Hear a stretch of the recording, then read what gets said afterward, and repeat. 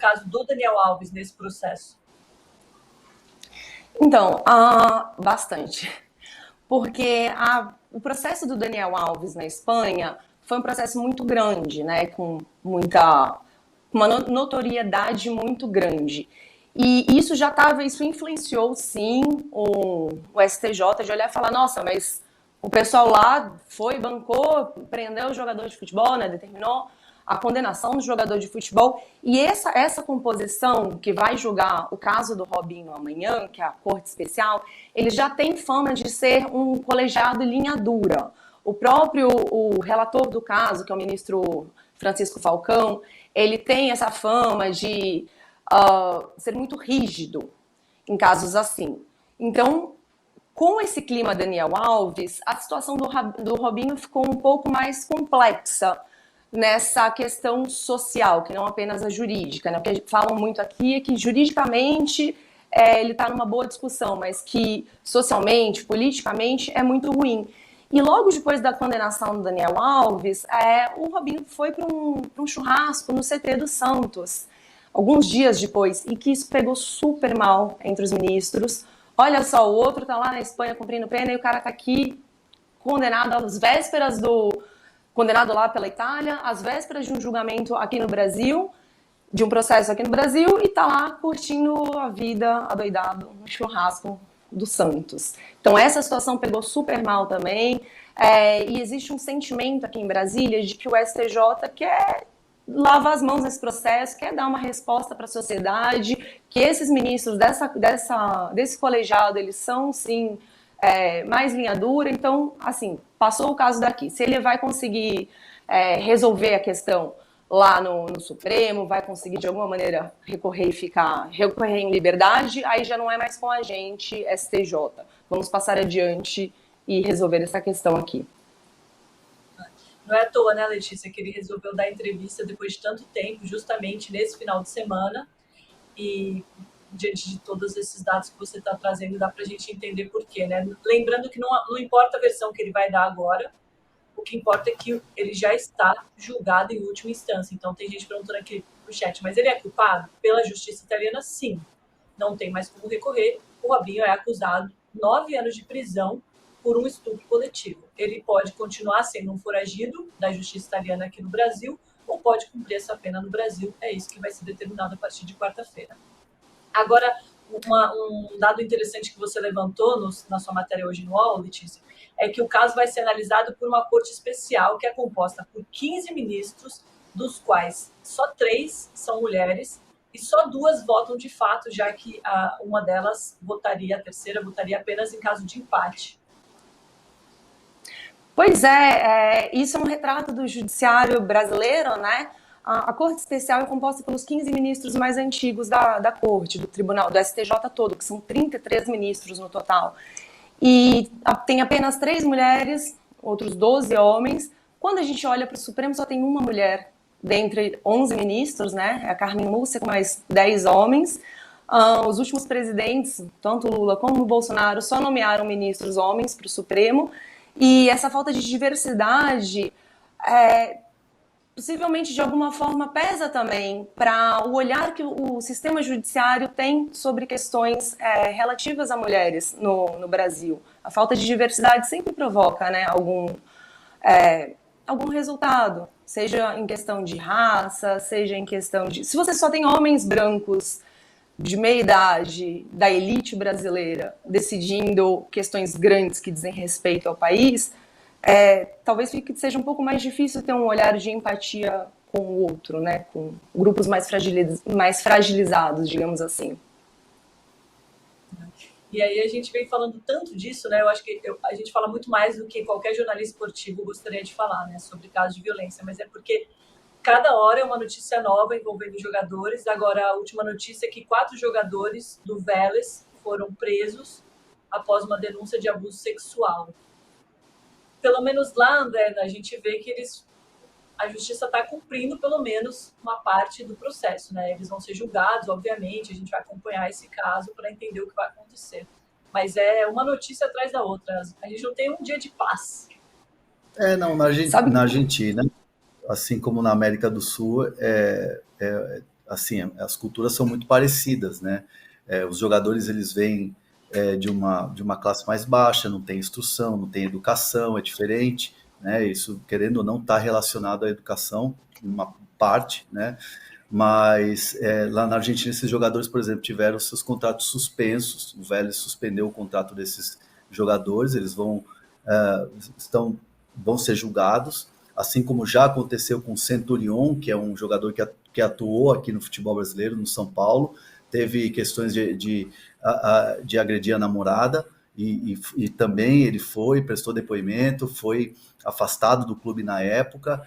O Boca Juniors também já teve problemas assim com jogadores. Então, assim, a imprensa argentina também dá um cartaz muito grande e apura e traz à tona e denuncia, e isso é exposto. Então, assim, existe um cuidado, pelo menos o que a gente vê no noticiário, pelo que a gente conversa com colegas, nesses casos, quando tem de violência doméstica, violência contra a mulher, no futebol argentino especificamente, existe sim uma apuração e uma punição.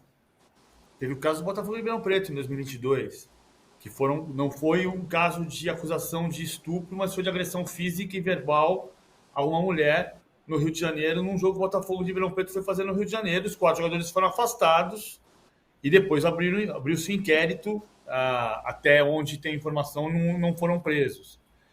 Não foi um caso de estupro, mas assim, você falou, Domi, que nenhum jornalista esportivo gostaria de fazer esse tipo de coisa, mas assim, o jornalismo esportivo é pródigo nisso. Por isso que muitos grandes jornalistas brasileiros nasceram no esporte. Armando Nogueira, Alberico Souza Cruz, Evandro de Andrade, dezenas de Jomir Betting. Porque o esporte, no fundo, a gente faz matéria de tudo. Você faz matéria de política, você faz matéria de economia, você faz matéria de saúde, você faz matéria de polícia. O caso Robinho é um caso de polícia, que cai para o jornalista esportivo porque é uma personalidade do esporte. E a gente vai tratar disso. Como foi o Mike Tyson, que foi preso nos Estados Unidos acusado de estupro. Então, a questão... E é preciso ter o cuidado de separar coisas, né? Há situações diferentes. O caso do Antony na Inglaterra, que está jogando, não se chegou a uma conclusão, ele voltou a jogar, o Manchester United está... O Robinho está condenado. A gente precisa ter o cuidado de conseguir identificar, uma palavra que foi usada no caso do Daniel Alves, até o julgamento, que eu achei muito precisa. Quando se falava da vítima, e na Espanha começou a se usar a palavra denunciante. A palavra era precisa. Por quê? A partir do momento em que ele é condenado, ela é uma vítima. A gente sabe que ela é vítima. A gente tem certeza que ela é vítima. Antes, a gente confiava na informação de que ela era vítima. Mas ela estava denunciando um abuso sexual, então ela era denunciante. Isso não exclui que ela fosse vítima. Só a palavra era muito precisa, cirurgicamente precisa. Ele estava denunciando. Hoje, o Daniel está condenado. O Robinho está condenado a 9 anos de prisão. A pergunta é onde e como ele vai cumprir essa pena. É isso. Letícia, para a gente encerrar, só para você reforçar mais 2 informações. Você já falou, só dando uma reforçada. Existe o risco do julgamento nem acontecer amanhã, por causa desse pedido de vista?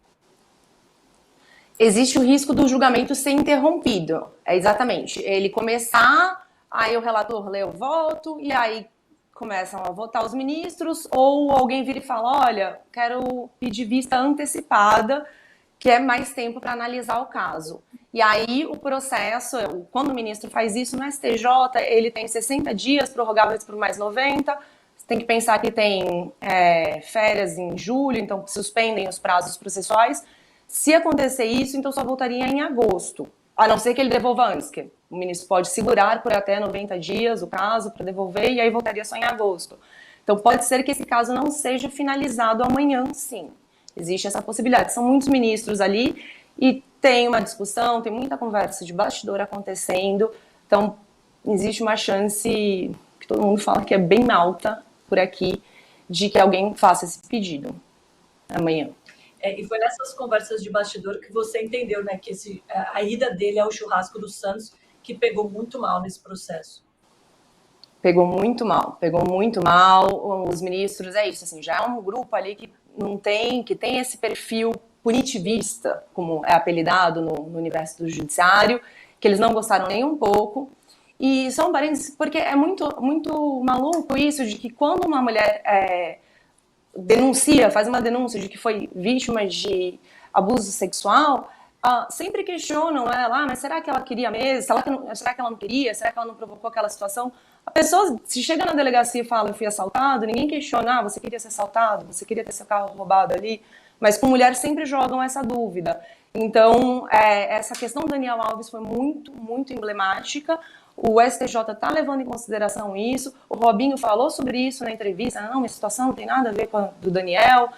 É um cenário bem que a gente já viu muitas vezes, e vamos ver que resposta agora que o judiciário brasileiro vai dar para esse caso, porque estamos em 2024 e ele disse, ela disse, já não serve mais, né? Só mais uma coisa para lembrar, que o sistema penal brasileiro, ele segue a origem do sistema penal italiano. Então também os juristas levantam isso. Direito romano, né? Direito romano. Exato. Não, desculpa. Exato. Eu ia fazer só uma observação sobre a questão do churrasco, que assim, o que o Santos alega no caso do churrasco é que ele foi levar seu filho para o treino e havia o churrasco. Não importa. A questão é anterior ao churrasco. O Robinho está passeando em Santos, livremente, indo à praia, jogando futevôlei, visto no botequim, no açougue, no supermercado, faz 2 anos. O caso do churrasco, ele é o expoente, mas ele estava jogando futebol outro dia com o Diego Ribas. Então, assim, cara, ele está passeando livremente e chamando a sociedade de otária. Faz 2 anos. Então, mesmo no caso da argumentação do Santos, eu não estou aqui defendendo a argumentação do Santos, não. Só estou dizendo que o Santos diz que o Robinho foi ao churrasco porque ele foi levar o filho dele ao treino e estava tendo churrasco, então ele entrou no churrasco. Não importa. Ele está passeando livremente pela cidade de Santos, todo mundo sabe onde ele está. Está chamando a sociedade de otária depois de ter sido condenado faz 2 anos. E se você ainda não chegou a essa conclusão do PVC, por favor, escute o All Sport Histórias, Os Grampos de Robinho, que é o podcast que traz os áudios usados na condenação do ex-jogador a 9 anos de prisão por um estupro coletivo. Letícia, muito obrigada pelas informações, foi muito boa a sua participação aqui para a gente entender principalmente essas questões jurídicas, os termos que você explica muito bem. Então, por favor, volte amanhã ou quinta-feira com mais informações para a gente. Muito obrigada, pessoal. Bom dia. Até mais.